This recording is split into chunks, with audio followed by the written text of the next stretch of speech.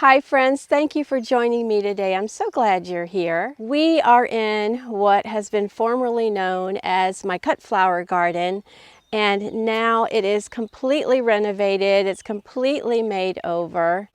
So I just wanted to show you a few of the changes that we have made. I probably won't go through flower by flower that I have growing in here because that gets tedious. But I'm just so happy with the changes we've made. My husband, affectionately known as Sweet William, and I started working around the end of April on the changes in this garden, and you're seeing a few pictures now of kind of how it was before. It was full of metal beds, mostly all metal beds, and while they did great for my cut flower production, I kind of just wanted to go back to my first love, which is a pollinator garden. I counted back in my mind the amount of metal beds I had in this garden space, and I had a total of 16 in this garden space. Now I have quite a few outside of the garden space, maybe 17. I'm seeing one that I think I missed. I love growing cut flowers. I've always loved growing cut flowers. I will always grow them, but I was really getting a little taste of what true flower farmers go through. I don't sell any of my flowers. I donate them to local organizations and people who need a bouquet for someone. But I found myself with the amount of cut flowers I was growing, I wasn't able to keep ahead of them. I was offering for people to come and cut some flowers. And you know, not a lot of people have time for that. So, and I live in a very rural area here, so it's not like I could set up a little flower stand at the end of my driveway or anything. It just wouldn't work here. So I was getting a little taste of what true flower farmers feel, and honestly, I was getting to where I was not enjoying this space anymore because it was just turning into so much work. As Andy Griffith said, I was beat to the socks. I'm sorry, Barn. I'm just beat to the socks, that's all. I think the idea for the changeover in my garden was born in me last year, and I'll link the video in the description below of the ideas that I got from the Lancaster County Trial Gardens. It was just, I just walked through them and I said, this is what I want. This is what I dream of. And so I thought, okay, I talked to my husband about actually building a new garden around one of our barns. And the barn is no longer used, it's just used for storage, and it would make a nice backdrop for a nice little garden. You know, I could put in a little picket fence and everything, but there's no water to that area, and really no way to get water. It's too far away from any of our hose hydrants or anything. So I said, okay, I don't think that would work. I was almost ready to do that, and it would have to be, as I said, fenced off because the cattle, this is one of their pastures where the little barn is.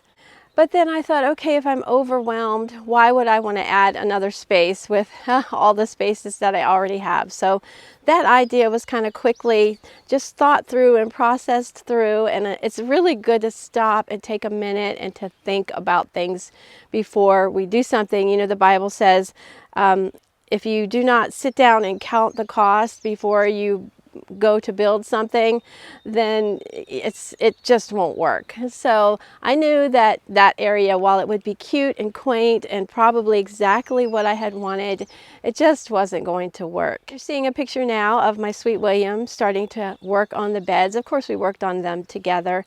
I knew this project was something I didn't want to spend a lot of money on with different materials and things like that. So I started thinking, what do we have that we already have? And he told me he had some oak cants that were kind of rejects from the mill, and they're very thick, they're very heavy. Some of them are 8 by 8, some of them are 6 by 6, and they're untreated, so I don't have to worry about anything leaching into my soil or into the plants or anything like that. So he said, I have quite a few oak cants. Now, it was not easy for him cutting these cants and wrestling them because they are so heavy, but he was just so kind, and I kind of gave him a sketchy overview of kind of what I was thinking. I wasn't 100% sure, and he kind of took the ball and ran with it. He's just so good about helping me bring a vision to life. He's got a little bit better vision than I do for things, and he's really good about measuring things, and he's very precise. He likes things square and even, and I do too. And he likes things level, and so we worked really hard in trying to make it aesthetically pleasing and rustic, because one of the viewers one time called my gardens rustic, and I really own that. I take that to heart because I do love rustic, and my gardens are completely rustic, as you're seeing the different shots that I'm showing you. But a few things we did buy. You see these, I think they're just like some sort of a gate or panels that you can put together. We found these at Lowe's. I didn't particularly want the ones with the deer on them. They had some with butterflies, but none of the Lowe's had those in stock. But anyway, these just slide together, and they have some rods that go into the ground that stabilize them. So I really, as I said, wanted to go back to my first love, which is a pollinator garden. So I tried to plant as many things as I could that attract the pollinators. And you're seeing some of my beds that still have some cut flowers in them. I have snapdragons, I have yarrow, I have feverfew and sweet William. I had some beautiful ranunculus this year, and the foliage is all dying back, and I'm getting ready to put some pro-cut sunflowers in that bed. I usually grow all of my own zinnia, but this year I decided to go with some bedding plant zinnias. You're seeing the shorter ones now, and but I do have some Benary's giants in here, and those will be for cutting. I'm not sure if you remember from watching any of my other videos that I had drip irrigation running to each bed, and it was major. Actually installing that several years ago, my husband and I, out here with a hairdryer trying to heat the drip irrigation tubing up so that we could fit it into, fit the fittings in and everything like that, was quite a job. And once we reconfigured this garden, then I knew that that just wasn't going to work. I mean, I had drip everywhere. I had drip to each bed. And while I love drip irrigation, I think it's probably the best way to water, I knew that I didn't want to run drip to each individual area that we had redesigned here. You can see that I have a hose link hose reel here. This is a 50-foot hose link, and I'm sorry that it's like right in the garden. Sometimes you just have to have those utilitarian items in your garden, so I'm thankful for my hose links. When we put all these beds in, I was overhead watering and with the hose, and I was going around very carefully, trying not to get water on the zinnia foliage and things like that, just because I didn't want the fungal diseases on the zinnias and the different plants that are prone to fungal diseases. And I saw a clip on Instagram of a flower farmer, and she said, I water with a sprinkler, which I used to do years ago. I never thought I would go back to watering with a sprinkler, but I used to do that years ago. And she said, I water with a sprinkler. So she had a lot of comments asking her, well, what do you do about your zinnia, for instance, and getting the powdery mildew and the fungal diseases? And she said, well, if you do it at the right time of day, if you water with your sprinkler at the correct time of day, then it actually acts like rain. She said there's a theory out there that the overhead watering actually washes off the fungal spores. And that made a lot of sense to me. She said she had proven it out for the last couple of years, and it was actually proving to be true in her garden space. So that really kind of set me free. I said, oh boy, I'm going to order a nice sprinkler. So this is a Melnor sprinkler. It's an oscillating sprinkler, and I have it set so it just reaches that end of the garden and this end of the garden, and it reaches over the fence a little bit to the outside beds, and the rest of them I still hand water, but I may actually add another sprinkler. And I have it set up on a timer. Currently I have it set up to water at 5 a.m. in the morning, and then again at 5 a.m. in the evening. Sometimes if I know it's going to be 90 some degrees Fahrenheit and I'm not going to be here for the day, I'll set it up for every 6 hours.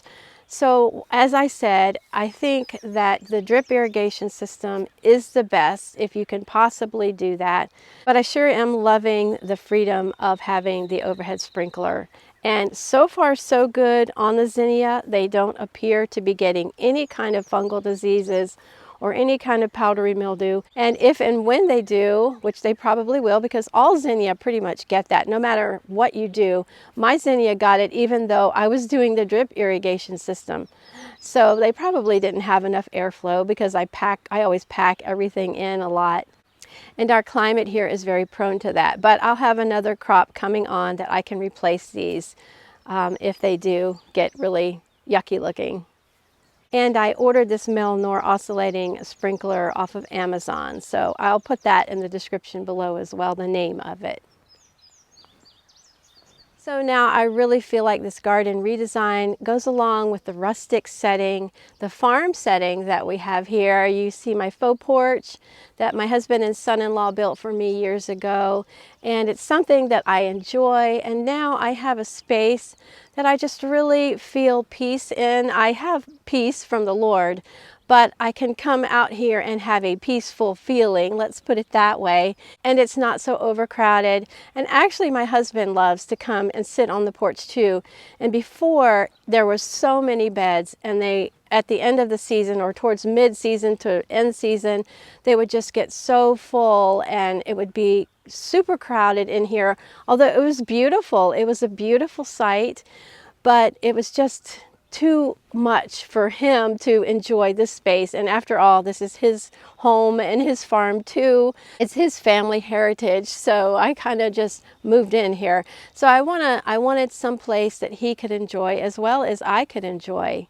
And as I said, he really helped bring my vision to life, and I didn't even know the full vision. I didn't have a full vision. I would come in the garden space and I would just be like, oh, I don't know what to do here. I don't know what I want to do here, but I know what I want, but I don't know how to accomplish it. So he really, really helped just bring it all together. I think one day we made 6 beds out of these cans and 2 or 3 trellises. I have trellises for my tomatoes, cattle, or hog panels. I have hog panels for my pumpkins made in an arch, and I'll show you those as soon as the pumpkins start climbing up a little bit. But anyway, he really just helped bring that vision to life, and I'm so thankful for him. I do want to show you something else that my husband brilliantly did for me and so sweetly did for me. This is a Lisianthus bed, and this is at least half of the Lisianthus that I normally grow. But since I'm not doing the big cut flower production that I was doing, I said, well, I don't need that much Lisianthus. But Lisianthus, I have found, likes a little bit of dappled shade. They just don't like that hot July, hot midsummer sun. And so I always cover mine with a shade cloth. And it's a green shade cloth, and I do my hoops that I have made, my DIY hoops. And it works out great, except it's pretty ugly. It just doesn't go with the rest of my garden. And so I was getting ready to cover them a couple weeks ago, actually, because the temperatures were calling for really hot sun and to be heated up quite a bit. So I wanted to give them a little bit of protection, and it just makes them last a little bit longer. So I was getting ready to cover them with the shade cloth. And my husband had been in the hayfield for like 3 days. He was pretty beat. He was pretty exhausted. And he was sitting on the porch reading.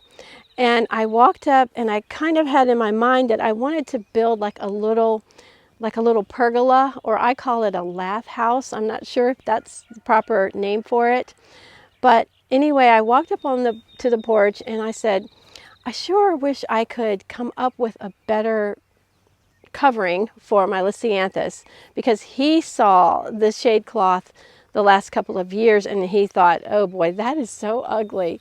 And he did mention it, and he said, that's really ugly. There's beautiful flowers and then this ugly shade cloth. And if you have to use shade cloth on yours, please don't take offense at that. It just was not what I was going for. So I was basically just kind of bouncing the idea off on him, just like, how could I build something? I was thinking of just doing some bamboo or something like that and kind of lashing it together, or getting my grandson to build something, my oldest grandson. I thought, okay, I'll ask him to build something. my husband jumped up and he said, let's just build something now. We have everything we need. We have all the materials we need. These are actually tobacco sticks that there was tobacco grown here on the farm at one time, and one of our relatives that had these gave them to us. So he said, we have those, we'll cut the size we need. And so he made this little house. We screwed it together and he made this little Lysianthus house. And I love it. It's rustic, it goes with the rest of the garden, and it throws just enough dappled shade on the Lysianthus that I think they're going to be really happy. You can see here that they're starting to bloom. So anyway, I was so excited, and it was just so kind of him. And I said, no, we don't have to build it right now. And he said, no, let's do it right now. So boy, he's been the star of the show this garden season for sure. Another star of the show this garden season has been my granddaughter, and you all as well. I want to say a big thank you for your support of this channel. Because of your support, I have become monetized, and now I am able to hire my granddaughter a couple of days a week, my oldest granddaughter, to help me in the garden. She's my garden assistant, and that's what she hopes to do after she graduates from high school. She wants to do specialty gardening for people, and in our county there's a lot of opportunity for that. And she's such a quick learner in the garden. She has a passion for it. She's been gardening since she was wee little, and she's not afraid to try new things and start things from seed. So thank you so much for your support. And it gives her a safe space to practice what she wants to do and to learn a work ethic. She has a great work ethic. She doesn't need to learn it from me. She already has a great work ethic. But it just gives a wonderful, nice, safe space, and thanks to you for your support that I can afford to actually pay her to help me in the garden. So I really, really appreciate you watching and your comments, and to keep my videos going. I just can't say thank you enough. You are investing in her future as a gardener. And throughout this video, you're seeing quite a few items that were not only repurposed, such as the cants, but things like that are on this shed, like these hames. They were used here on the farm, on the mules, and the manure fork. I'm sorry for that word. And just different things. And you're seeing a gate here that was used on the farm, one of the metal gates. So I just tried to think of what we could use and reuse and not spend a ton of money. So for this particular garden space, the entire cost of redoing, not including our labor, of course, and not including some extra soil that I had to buy, was probably about $150 for the different little the cedar panel and the trellis and the little gates that you're seeing here. So I really feel good about not overspending in this project, and I'm so happy with the changeover, and I'm just enjoying it so much. So thank you for being with me here on this new garden redesign tour. I hope you enjoyed it. I hope, like me, when I saw the Lancaster County trial gardens in Lancaster County, that you are getting inspired by some of the spots in my garden. So we'll see you in the next video. Thanks for being here. Bye-bye.